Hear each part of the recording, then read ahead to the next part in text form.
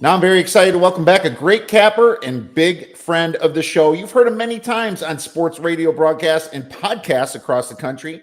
You can find some of his work at vegasinsider.com and majorwager.com. I'm really happy to welcome back Mr. Brian Edwards from Major Wager and Vegas Insider. You can follow him on Twitter at VegasBEdwards. College football's round and third.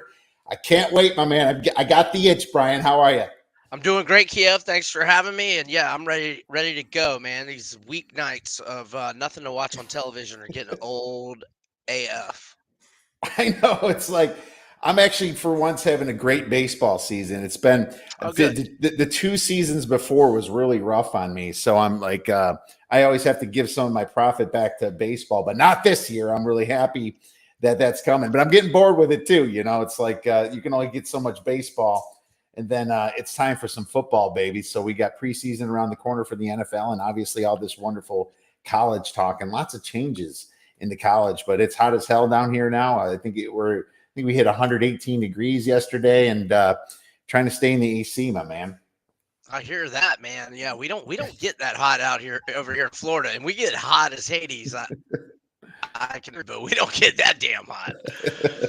The humidity is a different animal. Like I was just in Wisconsin. It was 85 degrees in the North Woods, and you're sweaty because the humidity.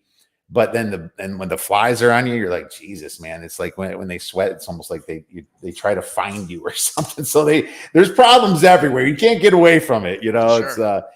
but you just got to enjoy it. And I'm getting through this big remodel, so it might be a little noisy during this podcast. But I'm real excited for college football. And there's a big rule change, Brian.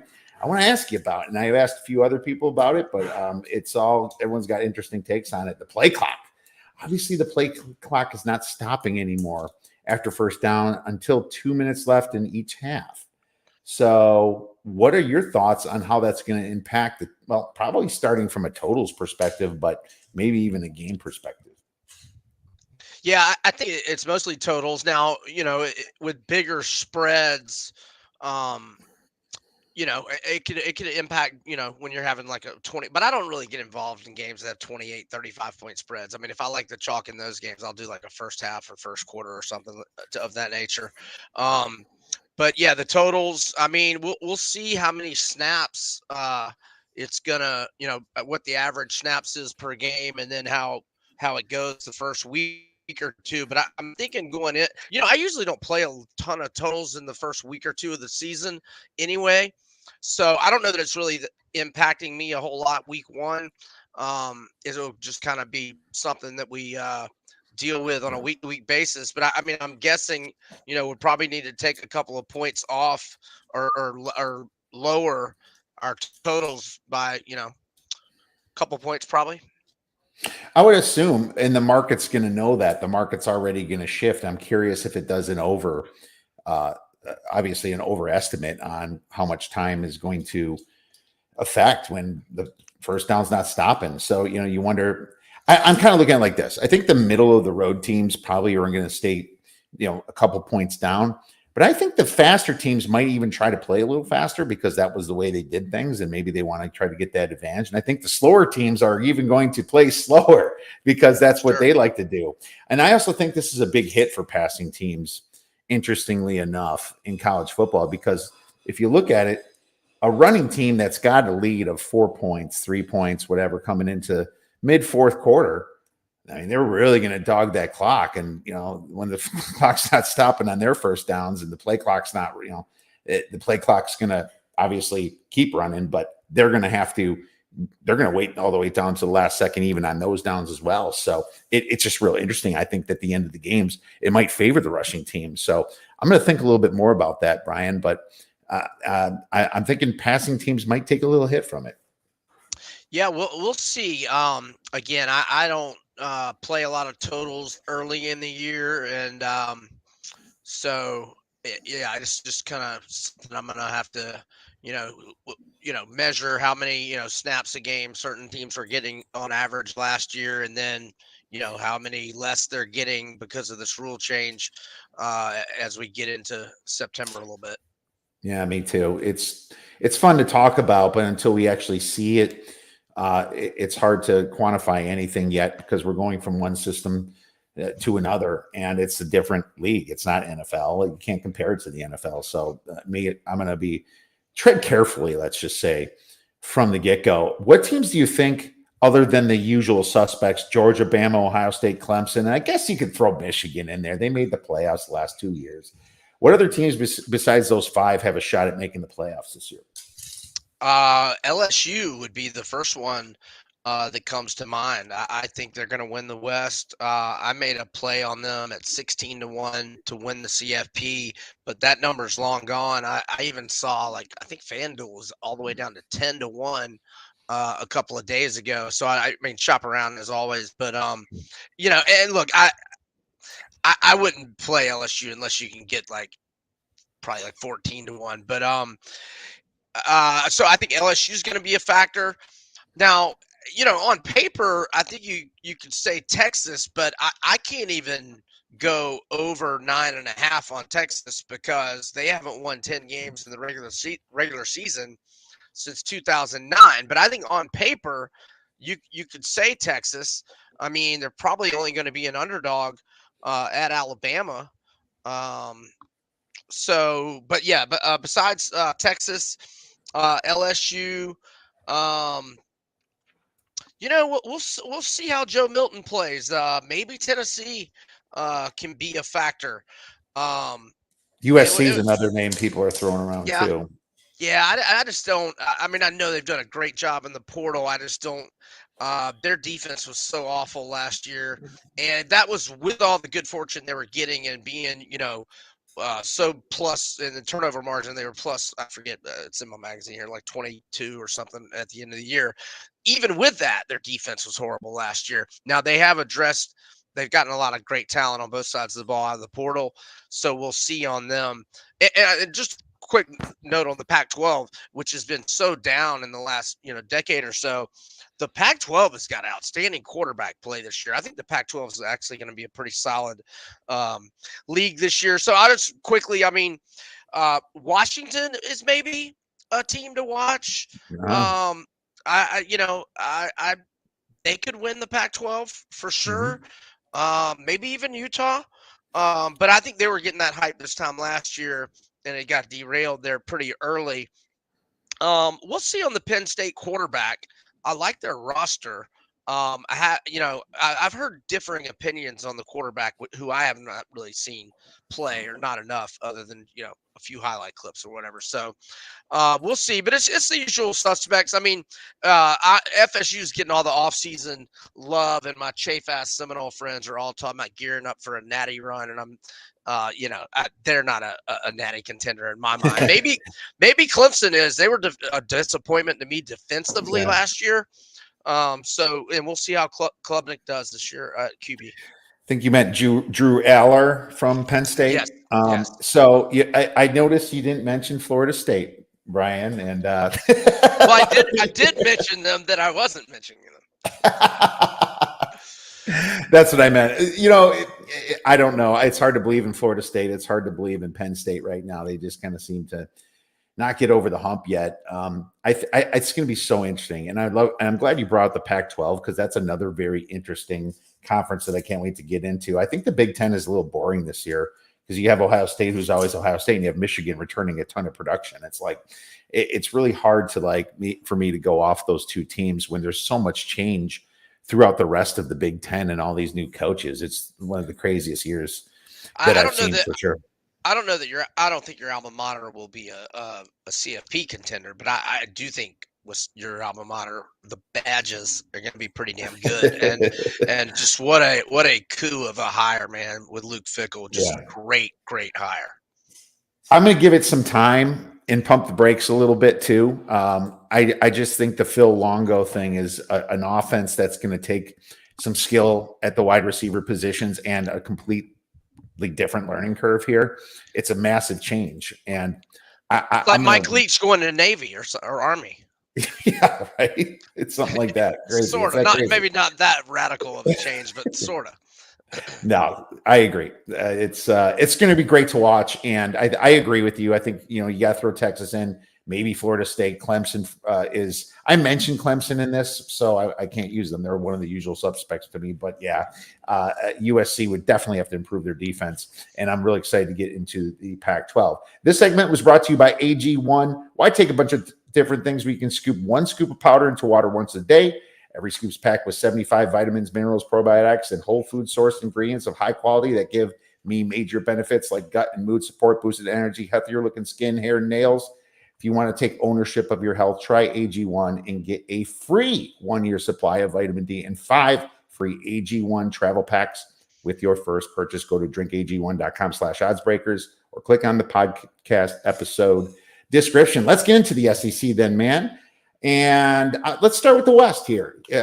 Alabama, I'm just going to go by kind of where they ranked last year from top to bottom. We got to start with Alabama. A couple things about Bama. Obviously, new quarterback. I like to average the 3-year recruiting classes of not this year because it's maybe not for Bama, but for most teams, it's rare for a 2023 recruit to start right away. But 1.66, they have the best recruiting class. I had them power ranked last year at about 24.25 points better than the average team. I actually moved them up to 27 this year.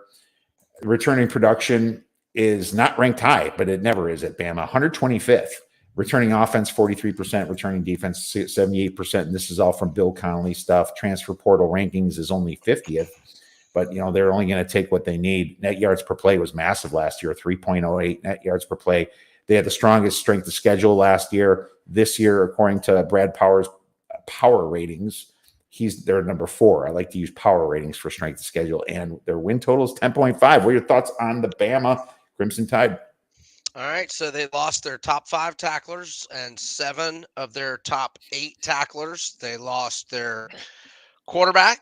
They lost their best running back.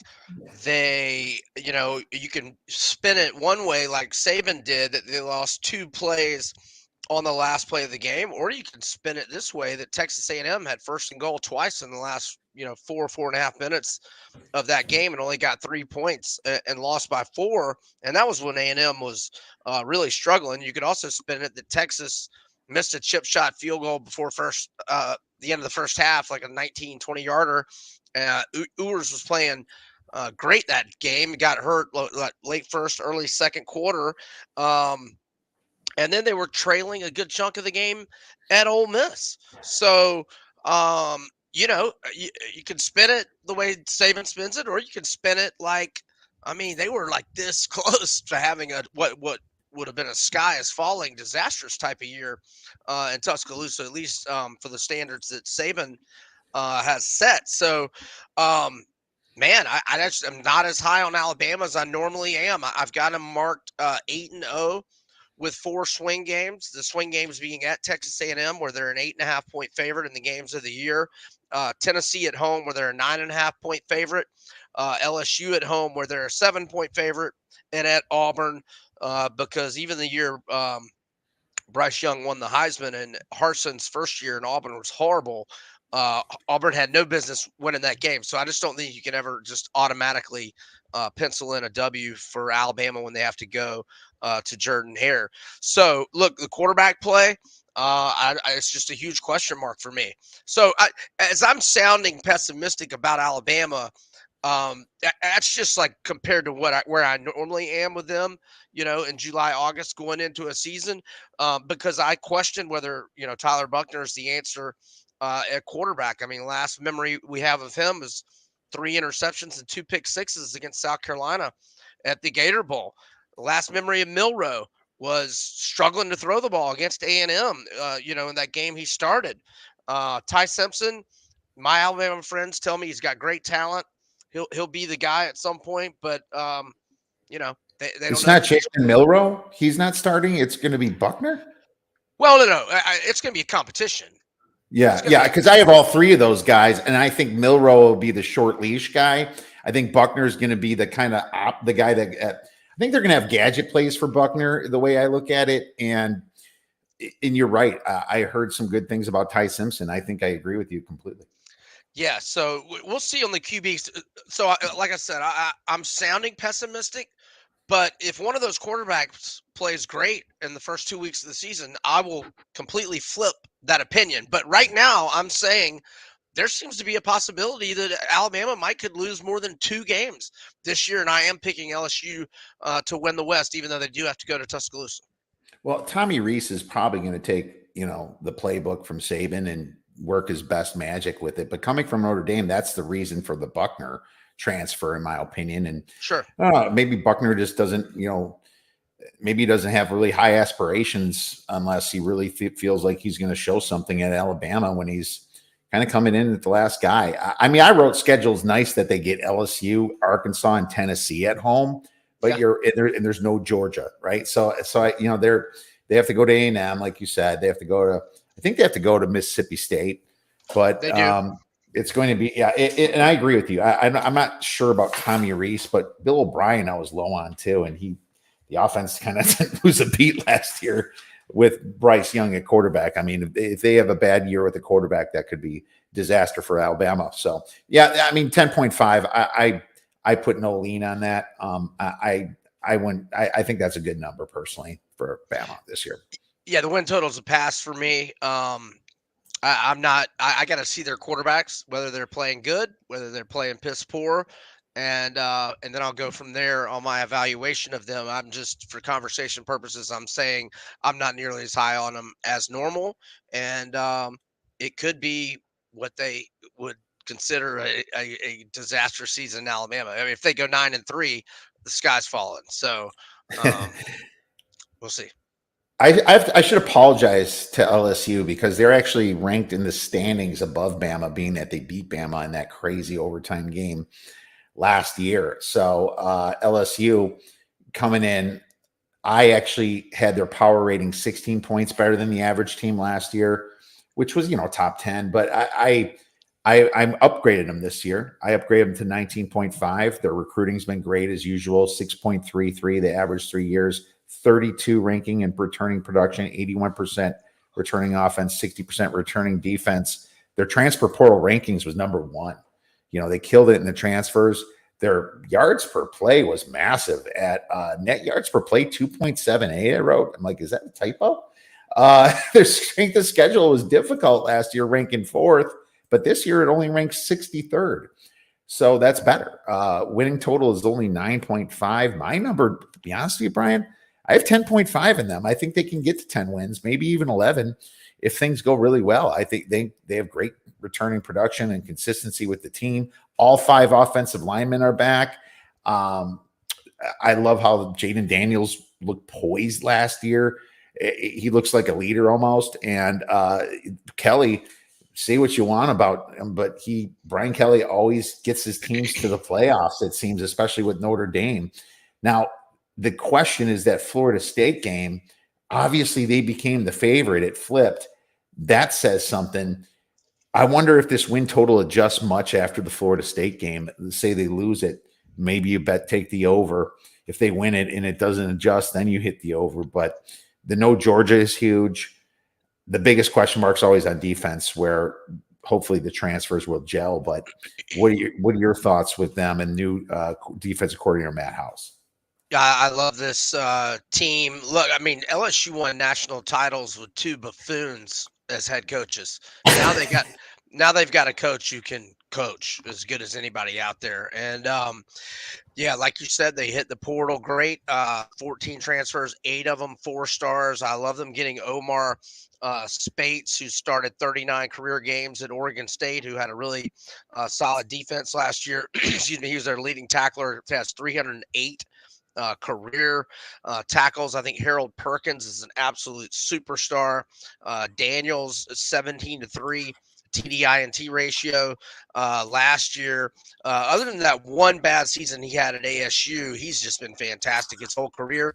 And look, when you're taking a win total, and I'm on over 9.5 for LSU, excuse me, when you're taking a win total over, you gotta part of the handicap has to be that what if your quarterback goes down with an injury? Because that happened to me with Jake Hayner last year. I mean, Fresno, I was on their over. They win the doggone Mountain West, but I don't hit my over because he gets injured and is out 5 games. Dracovic the year before for Boston College.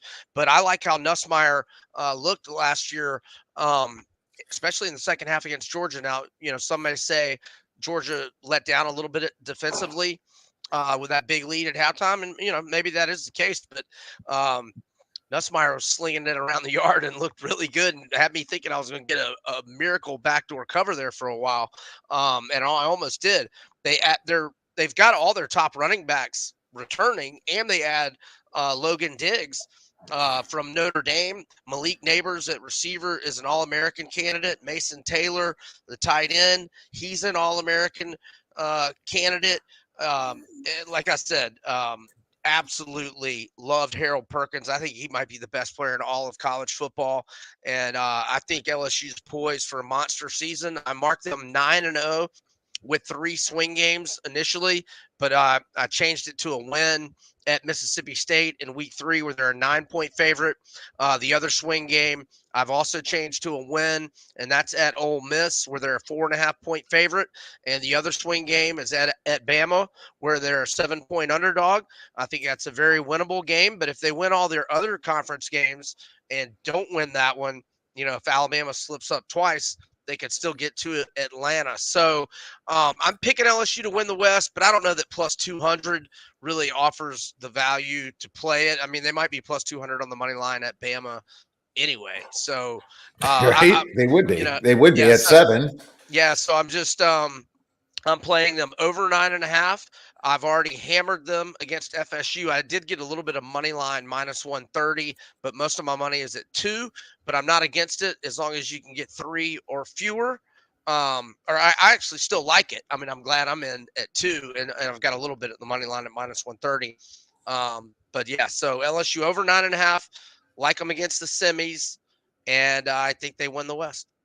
I like how they have alternate win totals too out there. Yeah. And let's see what LSU's is 10.5 plus 265. So if they can just, get to 11 wins, that'd be a nice payout. But it's the Alabama one that, that worries me the most here. But that might be a little bit of a sprinkle if you like it over 9.5. I think you talked me into it. I had a strong lean to this over. I love what this team's doing. I think Alabama could take a step back now that they have a new quarterback here. I like the consistency with LSU, nor Georgia, like you said. I think you talked me into it, Brian. Let's take that over 9.5, my man, and roll with it. Let's go to Mississippi State. Why don't you start out on this one? Yeah, so Mississippi State's obviously got one of the best quarterbacks in the country, and Will Rogers. Arnett's going to go to an offense where they run the ball more. We'll see how that goes. I don't know that I would get away from what they've been doing with Rogers the last 3 years too much. I mean, I know you eventually want, to do it a little differently than Leach offensively, but with year one, and Rogers coming back for a 4th season, I wouldn't stray too far from what you've been doing. He's already the all-time leading passer in Mississippi State history by more than 1,300 yards over Dak with 10,689. He did lose his best receiver, Ra Thomas, to Georgia, but he's got 4 of his top 6 pass catchers back, all of who had 30 catches or more. So I initially marked Mississippi State 4-2 with 6 swing games. Then I made it. I went over the swing games, and then I made it 5-5 with 2 swing games. The swing games being the season finale, Ole Miss at home, and the other one being at Auburn, which is a bit of a tough spot because they're at Arkansas the week before, so they got to travel back-to-back weeks. With the win total at 6.5, I think they probably go 6-6 or 7-5. I think it's a good number, so it's a pass for me. And there's still a lot of questions. I mean, I like Zach Arnett as a defensive coordinator. We'll see as a head coach. That's just something we got to take as it comes, and before I have any sort of strong evaluation of it. Gotcha. No, good stuff. Yeah, this seems like a pretty low win total here at 6.5. It's plus 130 to the over. And obviously, the Mike Leach news is probably the biggest thing. I mean, if Mike Leach was around, this would be 7.5, in my opinion. I like Mississippi State. I upgraded them a little bit. My power ratings, their 3-year recruiting average was 27th. Well, not 27th standing, but it's just 27 on the average. 91 only returning production, 51% on offense, 43% on defense. Transfer portal rankings, 43rd, positive 0.35 net yards per play. 12th was their strength of schedule last year, 15th this year. So they always have a hard schedule, but that low win total. Here's what I wrote. I wrote really rough with Mike Leach, of course, but there's continuity with Zach Arnett getting promoted, and Kevin Barbe was pried away from Appalachian State. I thought he did a great job at OC over there. This team's going to instill the run a little bit more and probably transition a little bit away from the air raid, but that could be a good thing, in my opinion, especially with the clock stopping now not stopping on first downs. Great returning production with the offense, though. Will Rogers, 4 offensive linemen, like you said. If this is a good transition to Kevin Barbe's system, I think they can get to 7 wins. You're looking at their schedule. I don't see Georgia. This is kind of like gauge a lot of stuff. It's like, does Georgia get Georgia away from there? But another big team I don't see on their schedule. I don't see Tennessee on their schedule. So I'm not so scared for Mississippi State this year when those big names are not on there. Heck, I don't even see Florida. Florida has a great year. So pretty optimistic with them. Southeast Louisiana, Arizona and Western Michigan, easy non-conference right there. Southern Miss. Now I'm taking the over. I think they easily get to 7 wins, my man. Yeah, I had their over last year, and it was, excuse me, it was a winner. I just can't quite get there this year. I mean, I'm not against your play by any means. I just they got a lot of coin flip games. I mean, are they going to win at South Carolina? Are they going to win at Arkansas? Are they going to win at Auburn? I mean, those are all coin flip games to me. Ole Miss and Kentucky at home. Who knows? LSU at home. I don't think they win that one. So yeah, but I mean, they could. I mean, they could. I mean, the only game that's really, I wouldn't even say any of their games are not winnable. I mean, Alabama and LSU are at home, so I don't really see any game that is not winnable. But there's a lot of losable ones as well. So, and with a new coach and not being familiar with how he, his in-game stuff, etc., I'm just going to stay away. Let's move on to Ole Miss then, right? In-state rivalry with Mississippi State. What are your thoughts on this team coming in? And you have to wonder if Jackson Dart is going to stay the man above Spencer Sanders. Yeah, it's a good question. I thought Dart was pretty good last year. I mean, he ran for 614 yards, 741 before subtracting sack yardage, almost threw for 3,000, 20-11 TDI&T ratio. But Sanders, he started 41 games. He's thrown for nearly 10,000 yards. He is a hell of a runner. And the way that Kiffin likes to run the ball a lot, I think if Sanders' shoulder is okay, and, Oklahoma State was having a great season last year until his shoulder problems popped up. Their only loss was that multiple, I think it was either 2 or 3, I think it was double overtime game at TCU. The same time that Alabama and Tennessee were playing that barn burner. And so it kind of got overlooked. But Oklahoma State was undefeated going into that game, and they bounced back and they won against Texas the next week. And that's when his shoulder really started bugging him. And then Oklahoma State season went downhill. So Ole Miss has got one of the best running backs in the country, Quinshon Judkins. He's preseason first-team All-American with most publications. Zachary Franklin was a great get in the transfer portal. He's the all-time leading receiver at UTSA by more than 800 yards with another year to play. Obviously not there, but Kiffin did a great job in the portal. Once again, he got a ton of studs, 20 transfers, 8 of them are 4-star guys. Now they lost a good bit of defense, but They've also replaced it with a lot of studs. Phil Steele's national unit rankings have their quarterback number 9, which I think is underrated. I think their QB room might be the best in the country. Their running back 7th. It's their wide receivers 19th. Their O line 6th. Their linebackers 23rd. So Phil Steele's national unit rankings are really high on Ole Miss. And again, like I mentioned earlier, when you play a season win total over, it's nice to have that security of knowing you got more than one quarterback that you can win games with. I mean, look, they could have easily beaten Alabama last year. They had the lead a good chunk of that game. They certainly could have won the Egg Bowl as well. So I mean, and they started 7-0 or 8 and they were 8-1. Going into November, and I had their over last year, and it cashed with 3 regular season games remaining. So you look at their schedule. I think they win the first 3, although it's not going to be a layup at Tulane. Michael Pratt and Willie Mhm. Fritz will be ready to Yeah. go, but I still think they win those 3. I think they lose at Bama. They can win the Arkansas game, but I think they lose that one. I'm sorry, the LSU game, and then I do have them beating Arkansas, so that gets them to 4-2, and then at Auburn and Vandy at home. I think they win both of those, but they could certainly lose at Auburn. Auburn has had their way in that rivalry lately, but Ole Miss gets 2 weeks to prepare for that one, and they're a 3.5-point favorite at home against A&M. I think they get that one.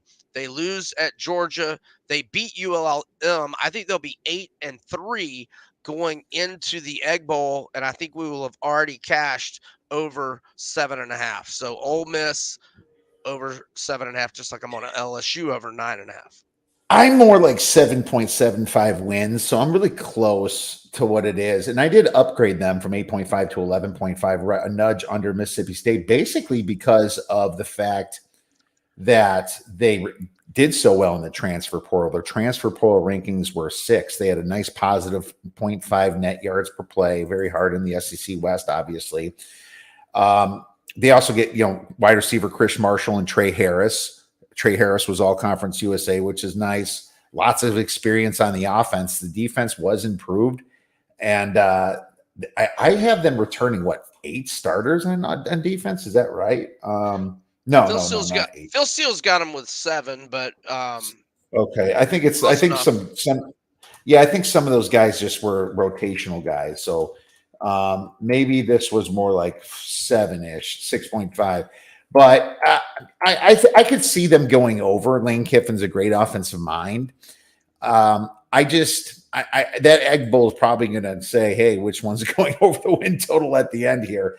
What I don't like about Ole Miss is what you said about Tulane. I think they'll be up for that game. It's not like Tulane's going to take anyone from surprise. They're going in like they could lose that game. So I do see a massive effort at Tulane. Tulane lost a lot of guys too, but that is a tricky game. I don't know how your southern geography is. There'll be a lot of Ole Miss fans at that game. You know how the state of Mississippi is only like 45 minutes from New Orleans, and a lot of Ole Miss alums live in New Orleans, so they'll have a lot of fans. Is my only point. That's a great point, actually. So good call on that. So I'm very close to their win total, a little bit over. So I'd have to have some agreement with you on that one. And Lane's proven that he's matured a lot, and he seems like a good coach. Let's move on to the next team. I have Arkansas. Last year only 3-5 in the conference. Huge disappointment with them. KJ Jefferson last year. What are your thoughts on the Hogs? So they were still really close to having a huge year last year. They lost 4 games by 9 combined points. They lost 2 games when Jefferson was out injured. They would have beaten LSU if Jefferson had been healthy. That was their best defensive effort of the year as they lost 13 to 10. They never should have lost the A&M game. They had that control of that game, the 13-point swing on the fumble by KJ on 1st and goal. I mean, KJ's better than that. He just can't do that. And then they still win if they're playing at a college stadium, but the goalposts are 5 feet higher, and the potential game-winning field goal hit the top of the goalpost at Jerry World. And should not, could have, should have beaten Liberty, and that's probably what got Hugh Freeze the Auburn job. But look, I think they're poised for a big-time bounce-back season. I really like their win total to go over 6.5. I think the combination of KJ Jefferson and Rocket Sanders, that 1-2 running back QB combo, might be the best in the country. I love how they retooled the defense, not just in the portal, but with veteran guys that played a ton of football in the portal. They get Trajan Jeffcoat, um, 29 career starts at Missouri. They get Antonio Greer, 27 career starts at USF, 238 career tackles. They get Al Walcott, 20 career starts in Baylor secondary. LaRondo Johnson, 13 career starts for Dave Aranda's secondary at Baylor. They also add more D line depth with John Morgan from Pittsburgh, 14 career sacks. They get Kiwi Rose at D tackle, 32 career starts at La Tech. They've got one of the best centers in the country in Bo Limmer. They've got one of the best cover corners in the country in Dwight McGlothern. And I'm a little worried about their wide receiver position, but they did add a four-star transfer from Bowling Green and Tyrone Broden, and they got two D2 guys that are both 6'4". Granted, it was at the FCS level, but they have high hopes for both of those guys, and they got a first-team All-Conference USA tight end from North Texas, and two of their top three recruits in their 2023 class were tight ends. So I think they're going to be fine offensively. KJ and Rocket will take care of that. You know, Pittman's O-line. Although Phil Steele's national unit rankings only have their O-line 40th, you know Pittman's the best, one of, if not the best O-line coach in the country, and you know they'll exceed expectations with the way they play on the O-line. And again, they could have been a lot better last year if they get a bounce or two. I mean, if the A&M game goes their way, they're 4-0 going into the Bama game. And then at Mississippi State, KJ was out. The LSU game at home, KJ was out, and they should have won that one. Never should have lost at Missouri. I mean, it was close to a big season. I think this year they're going to win 8 or 9. I probably like it even more. Well, actually, I like the LSU and Ole Miss overs substantially as well, but this one might be my favorite out of those three. All right. Yeah, my number is actually slightly under, but I mean, this team was negative 0.09 net yards per play. So, yeah, they had some close possibilities. I don't know if that LSU game is more about LSU just being terrible or their defense finally showing up. I mean, I'm not worried about the offense, Brian. You know, their offense should be great. And, yeah, Rocket Sanders is a fantastic running back, maybe one of the better ones, maybe one of the best ones, you know, coming into this year. But the defense ranking 124th in opponent passing yards per attempt, 99th in opponent rush yards per attempt. I'm worried about that. Um, it looks like Kendall Briles leaves for TCU. Dan Emos comes back as OC to work with KJ Jefferson. So Travis I like Williams. Enos. I like Enos. I thought Travis Williams also did a decent job as DC from UCF, but it's a wait and see for me here. I'm very close to the win total, so I totally get you know, some of the transfer portal rankings are 11, so I definitely get what you're saying as far as potential. Auburn, my man, and I'll start with Auburn if you don't mind, sir. Go ahead. I don't like them. Yeah, not this year. I like the hire. You know, I really like the hire of Auburn, and I'm just looking for them right now. I think that it's still too early for them. My powering on them is only 5. They recruited well, of course, because they always have. It's getting worse a little bit over the years. But returning production is only 29, or it's 29th, but it looks a little bit worse because they lost a lot of starters. They're getting a bunch of rotational guys back. And their transfer portal rankings are very good. Their net yards per play was barely positive at 0.18. I just think that their strength of schedule still is very hard in the West. I think that the new coach was a great hire, but it's going to take time. I wrote that they were 125th in pass EPA last year. They could not pass the ball at all. And Robbie Ashford's back. You know, it's like, is he starting? From what I hear, he is. Well, no, I mean that's not decided. We'll see how Peyton Thorne does in the spring. You know, they got the Sparty transfer. It was after spring practice, though, right?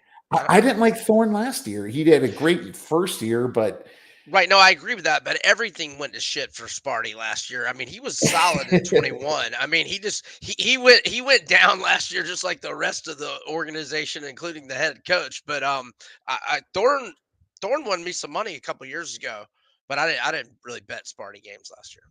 right, right. The defense regressed to 73rd in EPA. Philip Montgomery comes in as offensive coordinator from Tulsa, and I'm guessing he's going to do some RPO stuff. I think that's kind of Hughes Freeze's thing as well, right? Or possibly some read options. But I know that Montgomery didn't have a ton of success in Tulsa. He had one really good year or so, one or two. They're more basically defensive guys when in Tulsa when they're successful. Ron Roberts comes in from Dave Aranda at Baylor, so that could be a good hire. I really like Dave Aranda's system, but I like the future of this team. I don't like the present, so I'm going to go under. I'm going under the 6.5 wins. Yeah, I don't blame you. I've got a lot of questions about this team. I'm not as down on Ashford as many people are. I know he can be very inaccurate at times, but he makes a lot of plays with his legs. And I thought he was playing a lot better there late in the season when Cadillac took over. But yeah, I'm not trying to talk you off the under. I've got them 3-5 with 4 swing games. The swing games being at Cal, which is a very losable football game. I've got them actually winning that.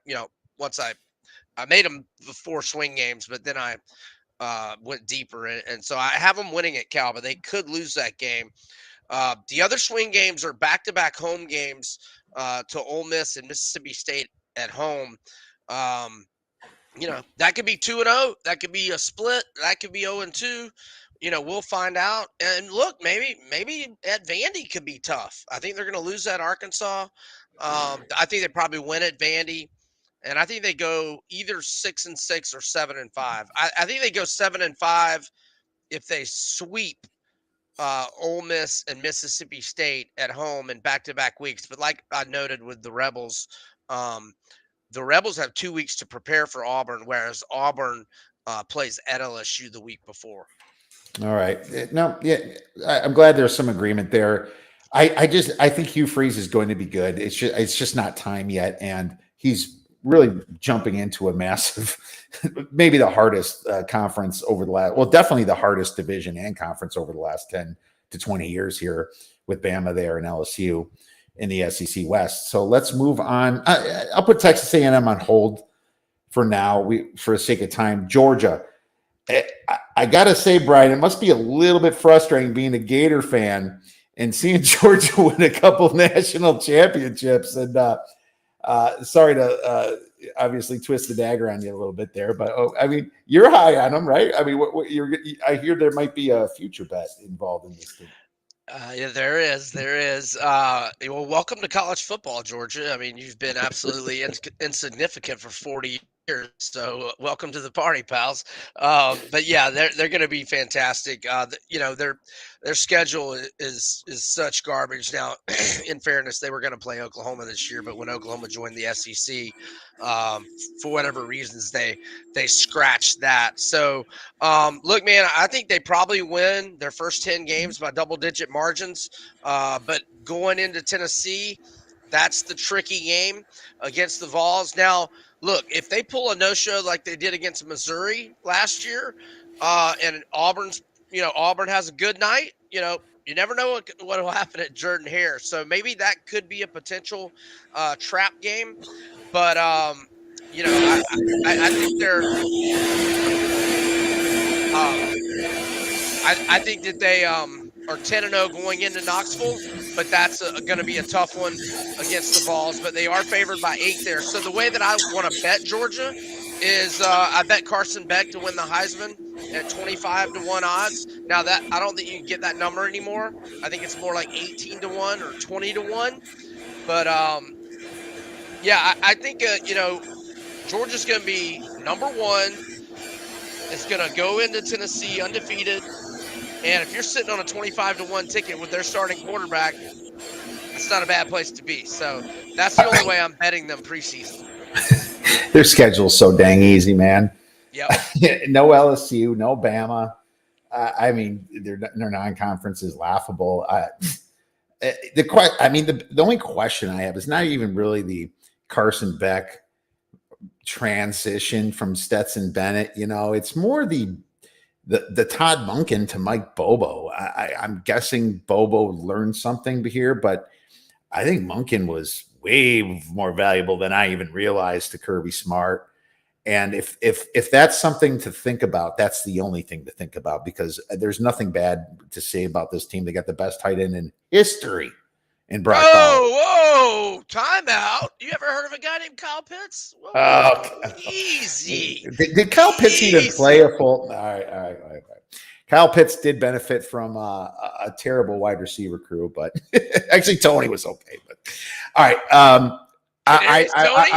Trayvon Grimes? I'm sorry. Brock Bowers, I'll take over Pitts right now all day. But all day? Okay. Hey, I like Pitts. I mean, I think he was overdrafted for the position, and it's okay. It's criminal how Arthur Smith underuses him. So that's what I'll say. I love how you went from your favorite college football team to your favorite NFL team. What a beautiful transition that was from my man Brian Edwards. But it's a disgustingly easy schedule. I think there's nothing else to say. It should be 11.5 all day, this win total. Let's move on to the next one. Tennessee. Tennessee is so interesting to me.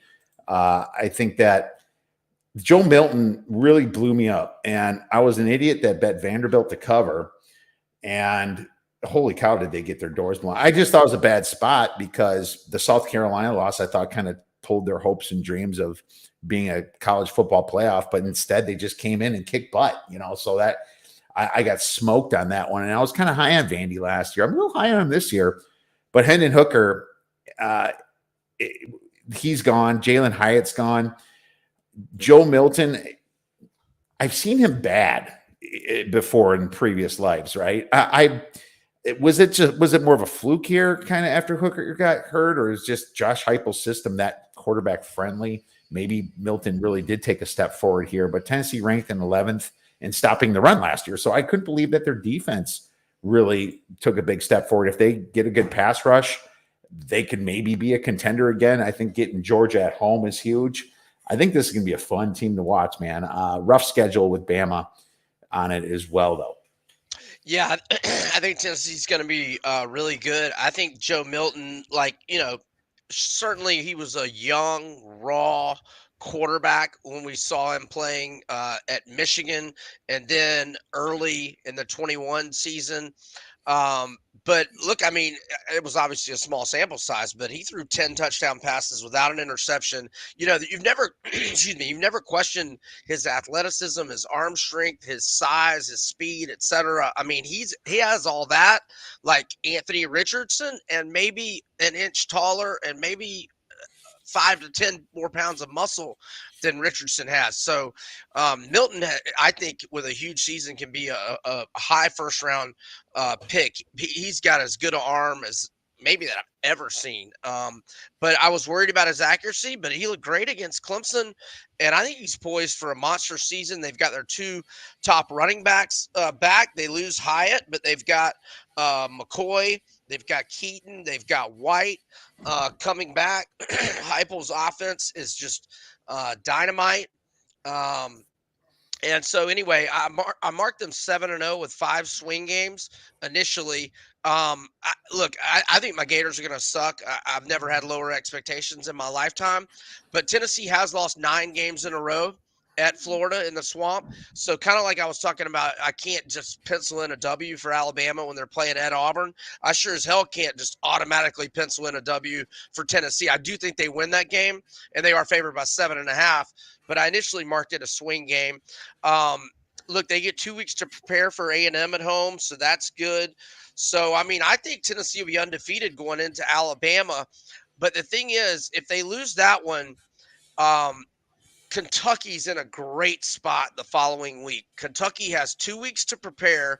Tennessee will be coming off a rivalry game in natural letdown mode, and it's going to be a 60-minute physical football game with the Crimson Tide the week before. So I think that is a brutal spot for the Vols. And I'm pretty high on Kentucky this year. I think Kentucky is going to beat them. So I think Tennessee will be 8-2 going in the Georgia game. But I think they might can beat Georgia. We'll see how everybody is healthy. I mean, that's late November.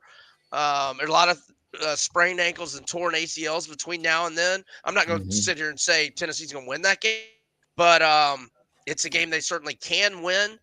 And if they don't slip up at Kentucky, it'll probably be the de facto SEC East title game. Mm. So, and look, I'm not against putting a little Joe Milton small change at 25-1 to win the Heisman.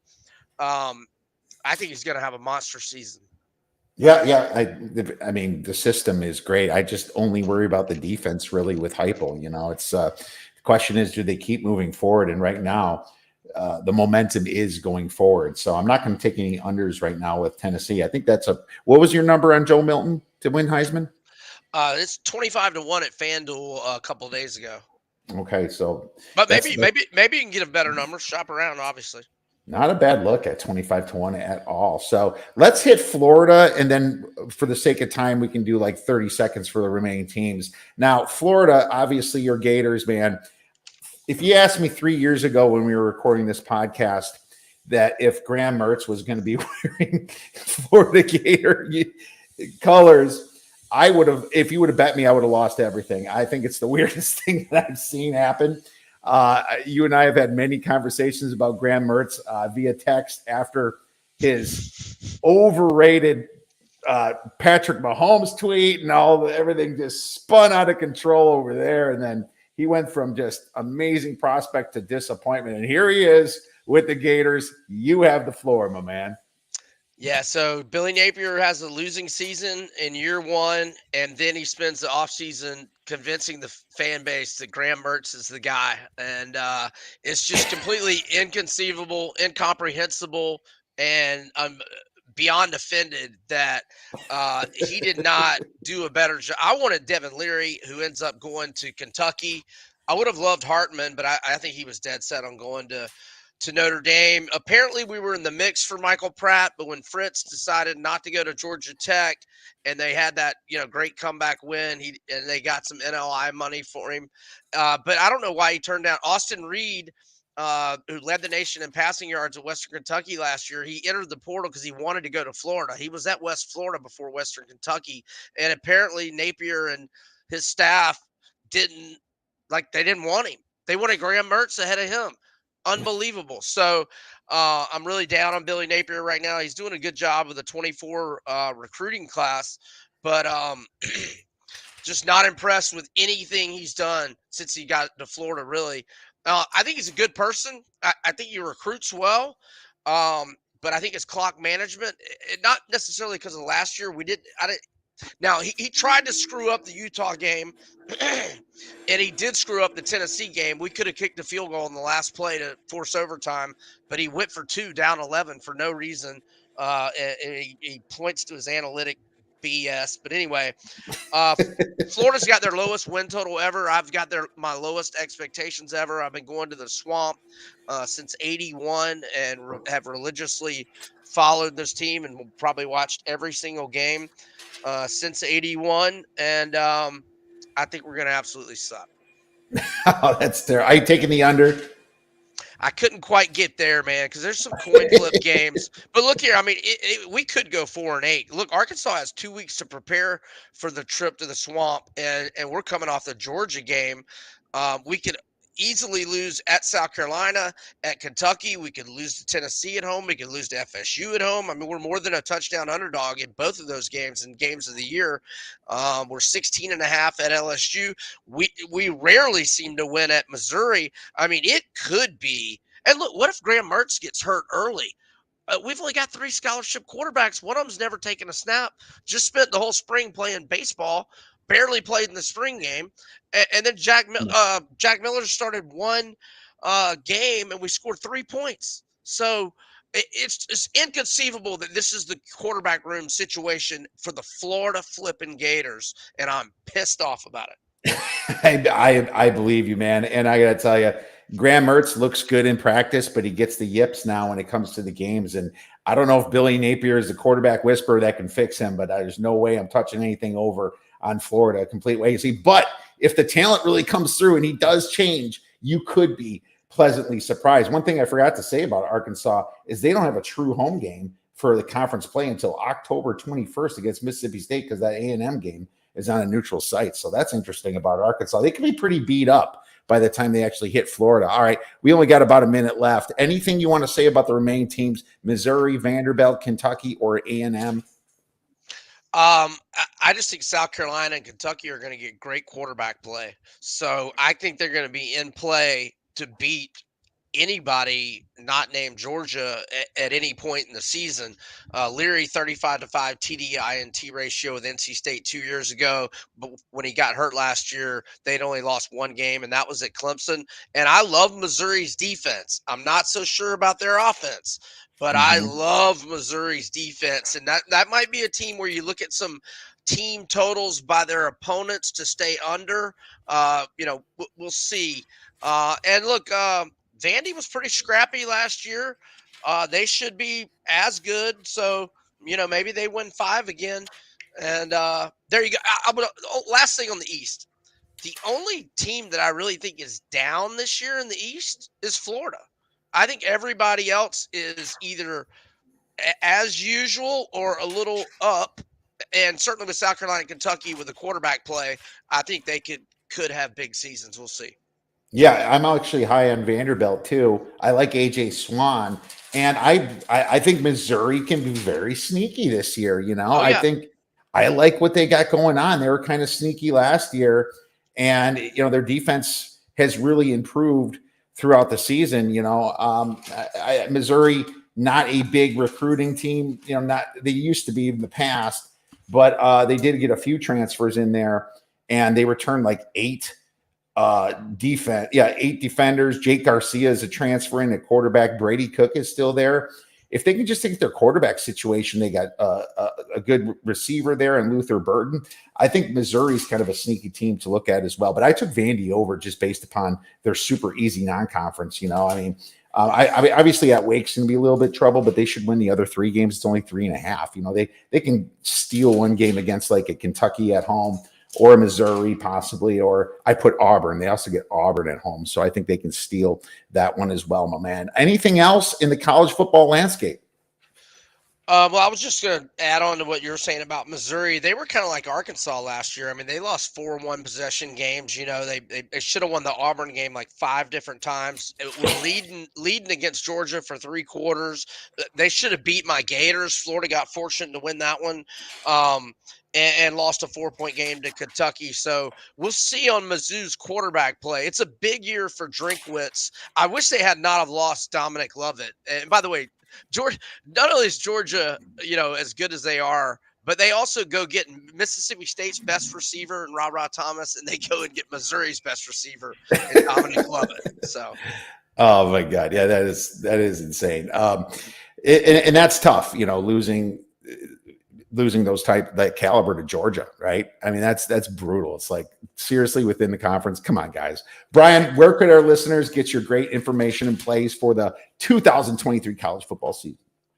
Okay, so all my content's at majorwager.com. I've got articles about how I'm betting the Bengals and the Eagles in the preseason, and I wrote big articles about Arkansas and Ole Miss over, which we already covered, and they can find my picks at vegasinsider.com, and they can hit me up on Twitter.